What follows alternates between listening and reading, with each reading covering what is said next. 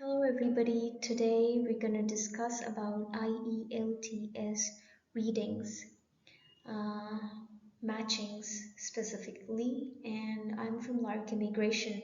Let's get started. Matchings. Questions can be in the form of which paragraph contains this information, sentence completion, matching lines with the speakers, matching events as shown in the diagram. So what we have to do is we're supposed to match sentences in the question to a certain location in any paragraph.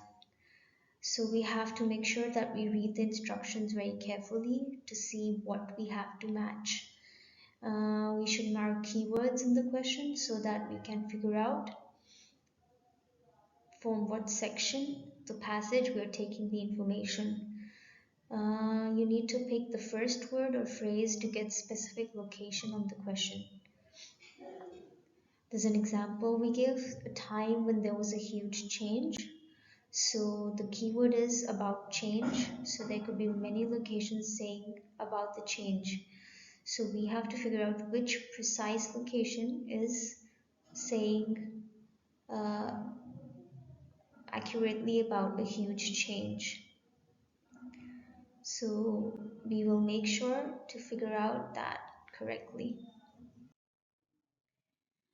An example that we show here is that paragraphs are labeled A to H, and we have to match the paragraph alphabet to the correct matchings here from 14 to 19. And we can match one paragraph more than once. Another example is sentence completion. So here you are going to match sentences. Half of the sentence will be given and you match it to the other half part of the sentence. So you are basically completing sentences. So you have to make sure that you understand the meaning of the sentence so that it is coherent and accurate. Example here, you can see that half of the sentences are given from 18 to 21 and you have to complete the sentences from the given options of A to F, and the options we are given are more than the number of sentences, so some of them are not going to be used anywhere at all. So another matching you can get is matching the speakers. As you can see in the example, we are given researchers titled A to C and we match them to what they have researched to from 14 to 17, and since the number of researchers are less than the number of ideas, so one of the researcher will be used more than once.